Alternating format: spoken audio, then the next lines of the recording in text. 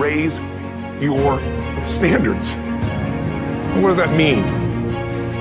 What does that mean? That sounds so boring and dumb.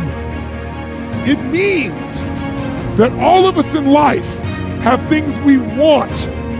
We don't get what we want. We get what we have to have.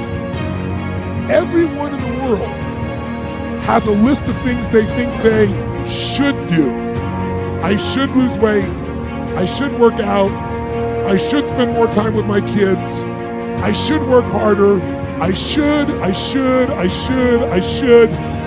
And then you know what? People don't do their shoulds and they get mad at themselves. What changes people is when your should becomes a must. When suddenly the thing you said should happen has to happen. That's when human beings change. Because somewhere when we make this click, when we make something a must, we attach ourselves to it. It becomes part of our identity. Human beings absolutely follow through on who they believe they are. If you said to me, well, I'm really going to work hard to stop smoking, but I've been a smoker my whole life and I am a smoker. I know your days are numbered. You're going to be back smoking cigarettes again, because we all act consistent with who we believe we are. We live who we believe we are. That's just how it works. I'll give you an example. Look at your physical body. Your physical body today is an absolute reflection of only one thing, not your goals, not your desires, but your standards. If your standard is you're an athlete, then there's a certain amount of strength, a muscle tone, and energy that's available in your body on a regular basis, because that's who you are. And so you do whatever is necessary to maintain that identity. Because if you don't know who you are, you wouldn't know how to act. Once you lock in on that identity, your brain finds a way to keep you there. If you say, man, I'm overweight, I've always been overweight, I'm big boned, and that's the story you got, then you're going to always find a way to get back there. That's your settling point. That's your identity. That's where things lock in. If you see somebody who's in really great shape, you ask them, do you work out? You know the answer. Now, do you think those people that are out there working out 5 days a week, do they have more time than you do? Of course not. Is their life less busy? Of course not. It's just a must for them. They must work out that way, and they've made that turn, their life changed. So I'm not saying you have to work out 5 days a week. I'm just saying whatever you really want, wants don't get met consistently. Standards do. Have you ever done this? Have you ever told yourself you're raising your standard? Okay, I'm gonna go make this happen. I'm gonna go make this much money. I'm gonna transform my body, whatever it is. And then you don't have strong enough reasons and you don't follow through. It's because you didn't back up your standards with what makes those standards real, and that's rituals. Rituals define us. See, all the results in your life are coming from your rituals.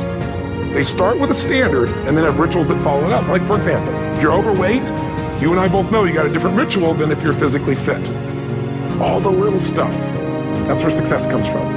If you look at somebody who's really successful and you think, wow, I mean, they're so amazing, they're such a genius, you gotta dig underneath, you gotta remember something. People are rewarded in public for what they've practiced for years in private. Look at the best in the world in anything. Tiger Woods, what's his vision? To win golf tournaments? No, to be the best that ever lived. That's his goal, that's his vision. But here's what's interesting, he backs it up with rituals. If you just have a vision and you don't have the rituals, stop lying to yourself. I bet you have some rituals in your life right now you've been doing for years, even though some of them don't serve you. I'm just saying, wake yourself up. Getting things is not gonna make you happy. It doesn't matter what you get, doesn't matter whether it be money or opportunity, all those things might excite you for the moment. So the secret to real happiness is progress. Progress equals happiness, and if we can make progress on a regular basis, we feel alive. And that's why at the beginning of the year, we get this thing like, okay, I can have this fresh start. I could really do what my soul desires. I could expand, I could grow, I could improve, I could change. Or maybe better than change, I could progress. If you want a new year and a new life, you don't need to start on January 1st. Start today. Start with this little video. And just begin to see what happens and see how easy it is to just do a few little rituals. Don't do them all, just do 2 or 3 new things. And you know what happens? You'll get momentum. Because once you discipline yourself in one area of your life, you feel yourself doing it in other areas as well. There's always 2 pains in life. There's the pain of discipline, or there's the pain of regret. And discipline weighs ounces, regret weighs tons. You don't have regret. Don't let this year be like last. And if last year was great, still don't let it be that way. Raise the standard.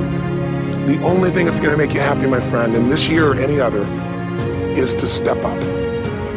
Because once you do that, you have something you can give other people, whether it be your kids or your friends or your family, and ultimately that's what life's about.